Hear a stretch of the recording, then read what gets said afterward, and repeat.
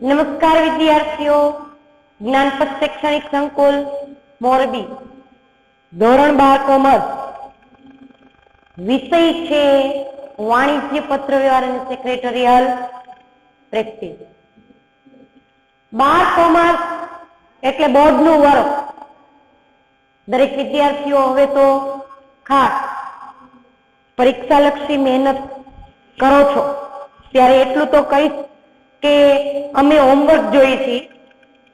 એમાં રેગ્યુલર વિદ્યાર્થીમાં તમે જયનું હોમવર્ક જુઓ, 12C નો વિદ્યાર્થી, બાવળવા અભિનું હોમવર્ક જુઓ, વિખલાપરા મયંકનું, બહેનોમાં વિદિશાનું હોમવર્ક, ઘણા બીજા બહેનો હોમવર્ક મોકલે છે, ધ્રુવિકા છે, ખુશાલી છે. એટલે ખાસ હોમવર્ક અમે જોઈએ છીએ. એટલે તમે જેટલા વિદ્યાર્થીઓ હોમવર્ક કરે છે એમાં માત્ર લખાણ પૂરતું જ લખવાનું છે એવું નથી, પણ તમે હોમવર્ક સારી રીતે લખો અને વ્યવસ્થિત સમજીને લખો. અને હજુ ઘણા વિદ્યાર્થીઓ એવા છે જેને હોમવર્ક મોકલવું ગમતું નથી, તો મોકલો ખાસ. એટલે આ જયનું, મયંકનું, બહેનોમાં વિદિશાનું, એનું હોમવર્ક જુઓ તમે કેટલું સરસ લખે છે બધા. એટલે આપણને એમાંથી પ્રેરણા મળે છે કે ના, આપણે કંઈક કરવું જોઈએ. તો હજી અભ્યાસ સારી રીતે તમે ચાલે જ છે. બોર્ડમાં જુઓ તમે, વિભાગ 1 પ્રકરણ 1 બેંકને લગતો પત્ર વ્યવહાર. બોર્ડની પરીક્ષામાં આ પાઠ 6 ગુણનો પૂછાય. બેંક શબ્દ 11મા ધોરણની અંદર B ની અંદર આવી ગયો કે કોઈ પણ દેશની આર્થિક વ્યવસ્થાનું અભિન્ન અંગ, નાણાકીય વ્યવહારનું અભિન્ન અંગ એટલે બેંક. આવો આ પાઠ આપણે આજ ભણવાનો છે. બેંકને લગતા પત્ર વ્યવહાર, પત્ર લેખન 25 ગુણનું બોર્ડમાં પૂછાય. એ તો વર્તમાન પરિસ્થિતિને ધ્યાનમાં રાખી અને તમારા અભ્યાસમાંથી અમુક મુદ્દા રદ કરેલ, પણ આ પાઠમાંથી તો એક પણ મુદ્દો રદ કરેલ નથી. આ પાઠ સંપૂર્ણ ભણવાનો છે.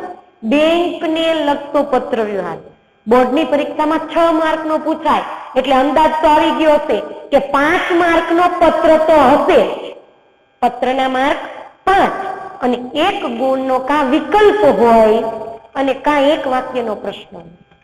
તો આપણે શરૂઆતમાં આ પાઠની સમજૂતી મેળવેલી, પણ ફરીવાર ત્યારે બહુ એટલું આપણે સિરિયસ નહોતું લીધું. અને હવે હાલ જાન્યુઆરી મહિનામાં તમારા લોકોની પરીક્ષા છે, ત્યારે પરીક્ષા લક્ષી અભ્યાસને ધ્યાનમાં રાખી આ પાઠની સમજૂતી દરેક વિદ્યાર્થી પાઠ્યપુસ્તક સાથે રાખશે, ફૂલ સ્કેપ ચોપડો સાથે રાખશે, પેન, પેન્સિલ, સ્કેલ, ખાસ પેન, પેન્સિલ, સ્કેલ નો ઉપયોગ કરવાનો છે. ફૂલસ્કેપ ચોપડામાં પ્રશ્નો અહીંથી બોલવામાં આવે તો લખવાના પણ થાય. એટલે દરેક વિદ્યાર્થી અભ્યાસક્રમની સમજૂતી પાઠ્યપુસ્તક, ફૂલસ્કેપ ચોપડો, પેન, પેન્સિલ અને સ્કેલનો ઉપયોગ કરશું. જોઈએ અભ્યાસક્રમમાં આવી તો સૂચના બધાને ખ્યાલ આવી ગયો. જાન્યુઆરી મહિનામાં કસોટી છે, પરીક્ષા છે, પરીક્ષાલક્ષી અભ્યાસક્રમ છે, તો અભ્યાસમાં ધ્યાન આપવું. પાઠના ગુણભાર છે 6. બેંકનો અર્થ તો કે કોઈ પણ દેશ હોય એની વ્યાપાર, લેવડ દેવડ, વાણિજ્ય, ઉદ્યોગ એકમ ની બાબતો હોય, આર્થિક વ્યવહારો. બેંક શું કામ કરે છે? આર્થિક વ્યવહાર. નાણાંની વ્યવસ્થાનું, નાણાકીય વ્યવસ્થાનું અભિન્ન અંગ એટલે બેંક. આમાં સામાન્ય માણસથી લઈ મોટા ઉદ્યોગકાર સુધી આ બેંકોની સેવાઓ જુદી જુદી મેળવતા હોય. તો બેંકની કાર્યપ્રણાલી શું? પહેલો જ પ્રશ્ન લખવાનો છે, બેંકનો અર્થ. તો તમારે લખવાનો થાય કોઈ પણ દેશની વ્યાપાર, વાણિજ્યક અને આર્થિક વ્યવહારો કે નાણાકીય વ્યવસ્થાનું અભિન્ન અંગ એટલે બેંક. બીજો પ્રશ્ન, બેંકની કાર્યપ્રણાલી શું રજૂ કરે છે? બેંકની કાર્યપ્રણાલી જણાવો. તો કે જે તે દેશની આર્થિક સ્થિતિનો અંદાજ આપે છે. બેંક શું કરે છે? જે તે દેશની આર્થિક નાણાકીય સદ્ધરતાની સ્થિતિ શું છે તેનો અંદાજ આપે છે. બેંકનું કાર્ય શું? બીજો પ્રશ્ન એમ પૂછાય. બેંકના કાર્યો મુખ્ય બે: નાણાંની લેવડ દેવડ કરવી અને નાણાંનું ધિરાણ કરવું. કેટલા પ્રશ્ન થયા? ફરીવાર, પેલું, બેંકનો અર્થ કોઈ પણ દેશની વ્યાપાર વાણિજ્યક બાબતો, આર્થિક વ્યવહારો કે નાણાકીય વ્યવસ્થાનું અભિન્ન અંગ એટલે બેંક. બેંકની કાર્યપ્રણાલી શું છે? તો કે જે તે દેશની આર્થિક સ્થિતિનો અંદાજ મેળવવો. બેંકના કાર્યો કેટલા?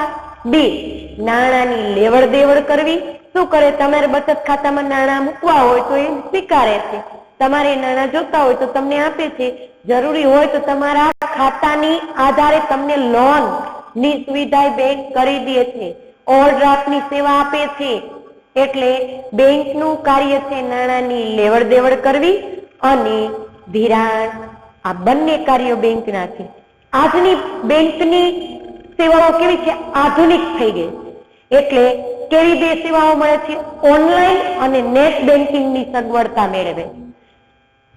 જેના કારણે શું થયું? તો કે બેંક થી ગ્રાહક, ગ્રાહક થી બેંક, એકબીજાથી વધુ કાર્ય ઝડપ બન્યું, એટલે વધુ ઝડપી અને ગ્રાહક લક્ષી બન્યું છે.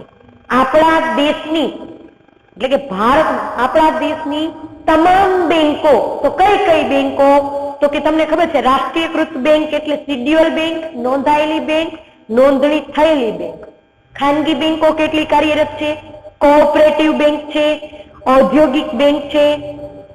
એટલે આવી તમામ બેંકો, ખેતી બેંક છે, મોરબીનું બેસ્ટ ઉદાહરણ છે. માર્કેટિંગ યાર્ડ આગળ તમને જોજો ક્યારેક એનો જે બંને ગેટ છે યાર્ડના, એની વચ્ચે જે કાચનું આખું દરવાજો છે તે બેંક છે. ત્યારે આવતા જતા નામ વાંચજો. ખેતી ક્ષેત્રની બેંક એટલે કે દેશની તમામ બેંકો પર સર્વોચ્ચ સત્તા કોનું છે?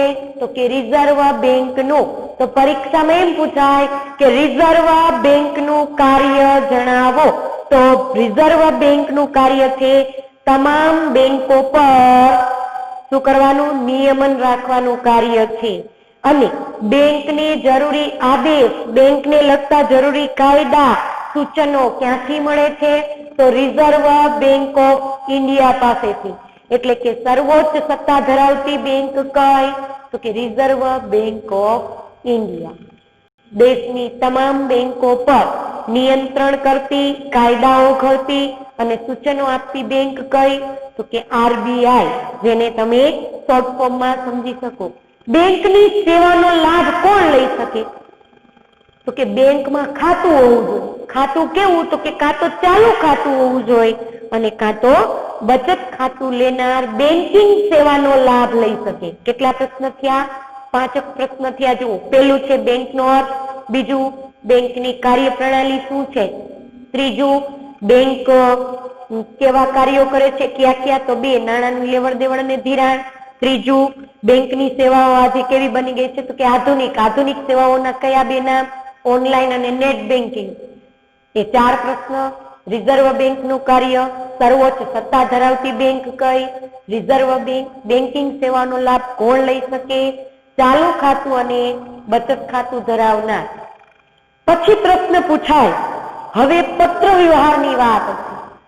તો કે બેંકને લખવામાં આવતા પત્ર વ્યવહાર.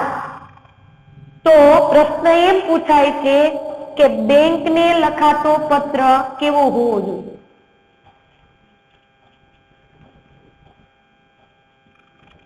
કેવો હોવો જોઈએ?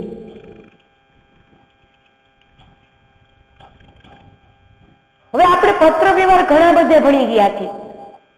ગવર્મેન્ટ સરકારી સંસ્થાઓ હોય, સ્થાનિક સ્વરાજ્યની સંસ્થા હોય કે ખાનગી હોય, કોઈ એકમ. પણ પત્ર વ્યવહાર હંમેશા તો ખાસ એમાં એવું પૂછાય કે બેંકને લખાતો પત્ર વ્યવહાર કેવો હોવો જોઈએ? તો પત્ર બેંકને લખાય છે, બેંકના કર્મચારી અધિકારીને બહુ લાંબો સમય હોતો નથી. સરળ શૈલીમાં, સ્પષ્ટ ભાષામાં અને નિયત ઢાંચામાં લખાવો જોઈએ. ત્યાર પછી એવું પૂછાય કે બેંકના પત્રવ્યવહારમાં નાણાકીય બાબતનો ઉલ્લેખ કેવી રીતે થવો જોઈએ. તો હવે નાણાકીય બાબતમાં બેંકિંગ પત્ર વ્યવહાર પ્રશ્ન લખજો કે બેંકને લખાતા પત્રવ્યવહારમાં નાણાકીય બાબત કેવી રીતે લખાય. તો કે ગોપનીયતા જળવાઈ રહે એ રીતે લખાય છે. ફરીવાર પ્રશ્ન, બેંકને લખાતો પત્રવ્યવહાર કેવો હોવો જોઈએ? સરળ, શૈલી, સ્પષ્ટ ભાષા, નિયત કરેલ ઢાંચામાં. તો માળખું હમણાં આપણે સમજશું જ એટલે ખ્યાલ આવી જશે. નાણાકીય ઉલ્લેખ કેવો હોવો જોઈએ? ગોપનીય. બેંકિંગ પત્ર વ્યવહાર લખતી વખતે કઈ બે બાબતનું ધ્યાન ચોક્કસ રાખવું જોઈએ? એક તો લખાણમાં ચોકસાઈ અને બીજું સમયનું પાલન. પત્ર એટલો લાંબો ન લખાવો જોઈએ કે અધિકારીને વાંચતા વાંચતા કલાકોના સમય વયા જતા હોય. ત્યારે બેંકિંગ સેવાઓનો લાભ કોણ લઈ શકે? કેવા ગ્રાહકો? બચત ખાતું ધરાવનાર અથવા તો ચાલુ ખાતું. બેંકિંગ પત્ર વ્યવહાર, બેંકમાં લખાતા પત્ર વ્યવહારમાં કઈ બાબતનો ઉલ્લેખ કરવો જરૂરી છે? એક તો ફરજિયાત છે તો કે તમે બેંકને પત્ર વ્યવહાર કરો છો તો ખાતા નંબર હોય, ખાતા ધારકના ખાતા નંબર, પ્રકાર ખાતાનો બચત ખાતું છે કે ચાલુ ખાતું, તેમજ એ બાબતનો ઉલ્લેખ કરવો અને ખાસ તારીખ લખવી ફરજિયાત છે. કઈ ત્રણ બાબત બેંકના પત્રમાં લખશો? ખાતા નંબર, ખાતાનો પ્રકાર અને તારીખ. બેંક પત્ર વ્યવહારમાં નાણાંની વિગત કેવી રીતે લખાય છે? તો કે બેંકિંગ પત્ર વ્યવહારમાં નાણાંની વિગત બે રીતે લખાય છે. આંકડાકીય બાબતમાં તો લખાય જ છે. આ નાણાંની વિગત શાબ્દિક બાબતમાં પણ લખવી હિતાવહ છે. જેથી ક્યારેક એવું બને કે અંકમાં લખેલી માહિતી ન ઉકલાય, ન સમજાય તો શાબ્દિક માહિતી સમજાય છે. એટલે નાણાકીય ઉલ્લેખ બે રીતે થાય છે. તમે બધા બેંકની પાવતીઓ, રસીદો, જમા ચીઠી, ઉધાર ઉપાડવાની રકમની ચીઠી ભરતા હશો, પછી પાસબુક જોયેલી છે. ઘણા બધા વિદ્યાર્થીઓ બેંકની મુલાકાત લઈ આવેલા છો. ન લઈ આવેલા હોય તો બેંકની ક્યારેક મુલાકાત લેવા જાઓ, વાલી સાથે, વડીલ સાથે, સમજો. આ બધું પ્રેક્ટિકલી છે. એટલે બેંકિંગ વ્યવહારમાં નાણાંની વિગત બે બાબતો લખાય છે, શાબ્દિક અને આંકડાકીય. તો ઘણા બધા પ્રશ્નો ભણી ગયા. બેંકનો અર્થ, બેંકની કાર્યપ્રણાલી, રિઝર્વ બેંકનું કાર્ય શું, બેંકની સેવાનો લાભ કોણ લઈ શકે, બેંકને લખાતો પત્રવ્યવહાર કેવી રીતે લખાવો જોઈએ, સરળ શૈલી, સ્પષ્ટ ભાષા, નિયત ઢાંચામાં. બેંકિંગ પત્ર વ્યવહારમાં નાણાંની બાબત કેવી રીતે લખાવી જોઈએ, ગોપનીય. બેંકને લખાતા પત્રમાં કઈ બે બાબત આવશ્યક છે, ચોકસાઈ અને સમય પાલન. બેંકિંગ પત્ર વ્યવહારમાં કઈ બાબતો લખવી ફરજિયાત છે? તો કે ગ્રાહકનો ખાતા નંબર, ખાતાનો પ્રકાર અને તારીખ. નાણાંની વિગત કેવી રીતે લખાય છે, આંકડાકીય અને શાબ્દિક. બેંકને લખવામાં આવતા પત્રો બે છે, વિનંતી પત્ર અને ફરિયાદ પત્ર. તો આપણને ઉદાહરણ આપેલા છે. ખાતું ખોલાવવા માટે પત્ર લખાતો નથી, પણ ખાતું ખોલાવવા માટે જરૂરી ફોર્મ ભરવું પડે અને ડોક્યુમેન્ટ જમા કરાવવા પડે. હા, પણ ખાતું છે અને ડીમેટ ખાતું ખોલાવવું છે. ઇલેક્ટ્રોનિક શેર બજારમાં આજે તમારે રોકાણ કરવું છે ત્યારે ડીમેટ ખાતું ખોલાવવું છે ત્યારે બીજો પત્ર છે. પત્રનું ફોર્મેટ અહીંયા બોર્ડમાં દોરેલું છે. તો અહીંયા તમને દેખાય છે. તો અહીંયા લખનારનું નામ, સરનામું, તારીખ બ્રિટિશ પદ્ધતિએ, મેળવનારનું નામ, સરનામું, વિષય, સંબોધન, પત્રનો મુખ્ય ભાગ અને સમાપન અને સહી. આ ફોર્મેટ ભૂલાય નહીં. પત્રમાં પત્ર લખાણનું માળખું આ જ રીતે લખાવવું જોઈએ. લખનારનું સરનામું જમણી બાજુ, જેવું પૂરું થાય એટલે તારીખ. જો લખનારના ફોન નંબર કે ઈમેલ એડ્રેસ હોય તો અહીંયા ફોન નંબર અને ઈમેલ આઈડી લખવું. એટલા માટે સામે સામે કે પત્રનું સમતોલન જળવાઈ રહે. મેળવનારનું સરનામું, વિષય, સંબોધન અને ખાસ પત્રનો મુખ્ય ભાગ, જેમાં પત્રને બેંકમાં લખાતા પત્રમાં સ્પષ્ટતા હોવી જરૂરી છે. એટલે પત્રનું માળખું યાદ રહી ગયું હશે અને યાદ રાખવાનું છે. આગળના બધા જ ચેપ્ટરમાં પત્રનું માળખું તો આ જ રહેશે. માત્ર લખાણનું વિષય બદલે, શીર્ષક બદલે, સરનામું બદલે અને કહેવાનો ભાવાર્થ બદલે છે. પેલો પત્ર તો પણ આપણે જયારે આ પાઠની સમજૂતી મેળવીને ત્યારે કીધું હતું કે હંમેશા બેન્કિંગ પત્ર વ્યવહાર કોણ લખશે? ખાતા ધારક, ગ્રાહક લખશે. અને કોણ મેળવશે? બેંક મેળવશે. આ તો યાદ રાખી લેવાનું જ છે બધાએ કે બેન્કિંગ પત્ર વ્યવહારનો પાઠ આવે ત્યારે લખનાર હંમેશા બેંકના ખાતા ધારકો, ગ્રાહકો હશે અને મેળવનાર બેંક હશે. હવે પરીક્ષામાં પ્રશ્ન આપેલો હોય એમાંથી જોવાનું કે ખાતા ધારકનું નામ આપેલું છે, ગામનું નામ આપેલું છે, શહેરનું નામ આપેલું છે તો એ લખવાનું. ન આપેલું હોય તો આપણે બનાવવાનું છે અને એ સરનામું બનાવતા આપણે 11મા ધોરણમાં શીખી ગયા છીએ. તો ડીમેટ ખાતું ખોલાવવું હોય તો કોણ પત્ર લખે? ખાતા ધારક. મેળવશે કોણ? બેંક. વિષયમાં શું લખશું? ડીમેટ ખાતું ખોલાવવા અંગે. પછી સંબોધન. પછી આપણે જણાવવું પડે બેન્કિંગ પત્ર વ્યવહારનો પ્રથમ પેરેગ્રાફ એ જ આવશે કે હું છેલ્લા આટલા વર્ષથી આપની બેંકમાં કાં તો બચત ખાતું એ નંબર ધરાવું છું અને આ સેવાનો લાભ લીધો છે. બધા જ પત્રમાં આ બાબત તો આવશે કે આટલા વર્ષથી આ પ્રકારનું આ નંબરનું ખાતું ધારણ કરેલું છે. એટલે પેલા તો એ બાબત સ્પષ્ટ થઈ ગઈ. વિનંતી પત્રમાં હંમેશા બેંકની કામગીરીને બિરદાવવાની જ હોય છે. શું કામ? તો કે અત્યાર સુધી આપણે બેન્કિંગ સેવાનો લાભ લીધો, બેન્કિંગ સેવાનો લાભ આપણે નિયમિતપણે ઉપયોગમાં કરેલો છે, ત્યારે હંમેશા વિનંતી પત્ર હોય તો ડીમેટ ખાતામાં પેલા એ જ આવશે કે હું છેલ્લા આટલા વર્ષથી કે ધારો કે 7 વર્ષથી આપની બેંકમાં બચત ખાતા નંબર 00310 435 નંબરનું ખાતું ધરાવું છું. છેલ્લા આટલા વર્ષથી બેંક દ્વારા આપવામાં આવતી અદ્યતન અવનવી યોજનાઓનો અને ટેકનોલોજી સભર ગ્રાહક લક્ષી સેવાનો લાભ મેં લીધેલો છે. તેનાથી સમગ્ર અમારા આ પંથકમાં આપની બેંકની પ્રતિષ્ઠા વધી છે. પછી કહેવાનું તાજેતરમાં તમે જે નવી યોજના કે નવી કઈ સુવિધાઓ છે એનો લાભ હું લેવા માંગુ છું તો આપ મને ઝડપથી આ ખાતાને અનુસરી અને એની સૂચના આપશો. તો ડીમેટ ખાતાનો પત્ર છે. બીજું છે ચેકના નાણાંની ચૂકવણી અટકાવવા અંગેનો પત્ર. તો કે તમારા દ્વારા લખાયેલો ચેક તમને યાદ છે, પરંતુ ક્યાંક કોઈ કારણોસર એ ચેક ખોવાઈ ગયો છે અને હવે એ યાદ નથી તો ત્વરિત પેલા તો ફોનથી વાત કરી લેવાની, પણ પુરાવા માટે તમારે શું લખવો પડે? પત્ર. એટલે ચેકના ચૂકવણીના નાણાંનું તો કે એ પણ કોણ લખશે? ખાતા ધારક ગ્રાહક. કોણ મેળવશે? બેંક. ત્યાર પછી ચોથો પત્ર છે બેંક દ્વારા ચેકને ખોટી રીતે અમાન્ય કરેલો છે.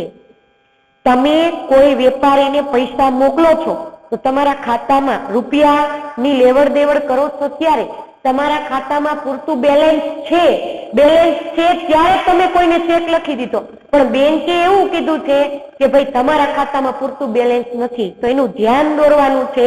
તો એ ફરિયાદ પત્ર થયું. તો ફરિયાદ પત્રમાં લખનાર ગ્રાહક, મેળવનાર બેંક, પણ બેંકને પુષ્ટિ યાદ કરાવવાનું છે. ડેબિટ કાર્ડ, ક્રેડિટ કાર્ડ કે એટીએમ કાર્ડ ખોવાઈ ગયું હોય તો એની સુવિધા મેળવવાનું પત્ર લખશે ખાતા ધારક, મેળવશે બેંક. ત્યાર પછી છે બેંક સ્ટેટમેન્ટ. પાસબુકમાં કોઈ ભૂલ જણાતી હોય તો એ ભૂલ બાબતે ક્રેડિટ કાર્ડ, ડેબિટ કાર્ડ કે એટીએમ કાર્ડ ખોવાઈ ગયું હોય તો ત્વરિત જાણ કરવાની. કેવી રીતના? એ બધા જ પત્રો આપણે વિસ્તૃત ભણી ગયા છે. ખાતું બંધ કરવાનો પત્ર એ પણ ખાતા ધારક જ લખશે, બેંક મેળવશે. લોકર સુવિધા મેળવવી હોય, બેંકના કર્મચારી દ્વારા કોઈ ગ્રાહક સાથે ગેરવર્તણૂક થઈ છે તો ફરિયાદ કરતો પત્ર. ઓવરડ્રાફ્ટ, બેંકમાંથી તમારા ખાતામાં કોઈ સિઝનલ વેપારી છે, અત્યાર સુધી એની પેઢીની શાખ સારી છે એટલે બેંક એને ઓવરડ્રાફ્ટની સુવિધા આપે તો ઓવરડ્રાફ્ટની સુવિધા મેળવવા માટેનો પત્ર. શૈક્ષણિક લોન, વિદ્યાર્થી જીવનકાળના ઉચ્ચ ભવિષ્ય અને વર્તમાન પરિસ્થિતિને ધ્યાનમાં રાખી ઘણી બધી યોજનાઓનો લાભ આજે સમાજના ગ્રાહક વર્ગો લેતા હોય તો શૈક્ષણિક લોન મેળવવા માટેનો પત્ર ખાતા ધારક જ લખે, બેંક જ લે. એટલે દરેક વિદ્યાર્થી આ પાઠની પાછી આપણે આજે પુષ્ટિ કરી કહેવાય. શું કામ? તો કે બેંકને લગતો પત્ર વ્યવહાર, પત્ર લખતા આવડે. પત્રમાં શું લખવું? તો કે લખનાર કોણ? બેંકનો ગ્રાહક, ખાતા ધારક. પછી તારીખ લખ્યા પછી એટલો તો અંદાજ છે જ, મેળવશે બેંક. અને વિષયના અનુસંધાનમાં તમે મુખ્ય ભાગ લખી શકો. તો પ્રથમ પેરેગ્રાફ તો તમારો શું આવશે કે હું છેલ્લા આટલા વર્ષથી આપની બેંકમાં આ પ્રકારનું ખાતું ધરાવું છું. બરાબર? એટલે આ તો તમને બધાને સમજાઈ ગયું છે. બીજું, એક માર્ક પણ આપણો જતો ન રહે એટલે આપણે થિયરિકલના ઘણા બધા પ્રશ્નોનો અભ્યાસ કર્યો. એટલે હવે તમારી ટેક્સ્ટબુકના સ્વાધ્યાયના પ્રશ્નો છે. દેશની તમામ પ્રકારની બેંકને સૂચનાઓ આપવાનું અને નિયંત્રણ આપવાનું કાર્ય કોણ કરે છે? તો તમારી પાસે જવાબ છે, રિઝર્વ બેંક ઓફ ઇન્ડિયા. બેંકમાં લોકર સુવિધા મેળવવા અંગે લખાતા પત્રને કેવો પત્ર કહેવાય? લોકર. તો વિનંતી પત્ર. બેંક સાથે જ્યારે પત્ર વ્યવહાર થાય છે ત્યારે નાણાંની રકમનો ઉલ્લેખ કેવી રીતે થવો જોઈએ? આંકડામાં અને શબ્દમાં. બેંક સાથે પત્ર વ્યવહારમાં કઈ બાબતનો ઉલ્લેખ ગોપનીયતા જળવાઈ રહે? તો કે નાણાકીય. ત્યાર પછી એક વાક્યના પ્રશ્નો છે, બેંકના મુખ્ય કાર્યો બે કયા? નાણાંની લેવડ દેવડ અને ધિરાણ. વિવિધ પ્રકારની બેંકની માહિતી તો કોઓપરેટિવ બેંક, ખેતી બેંક, ઔદ્યોગિક બેંક વગેરે. ત્યાર પછી છે બેંકની સેવાનો લાભ લેવા કયા બે પ્રકારના ખાતા ખોલાવી શકાય? ચાલુ ખાતું કે બચત ખાતું. કઈ આધુનિક સેવાને કારણે બેંકની સેવાઓ ઝડપી અને ગ્રાહકલક્ષી બની? ઓનલાઈન અને ઇન્ટરનેટની સેવાઓ. બેંક સાથે પત્ર વ્યવહાર કેવી રીતે, કઈ શૈલીમાં ઢાંચામાં થવું જોઈએ? સરળ શૈલી, નિયત ઢાંચામાં અને સ્પષ્ટ ભાષામાં.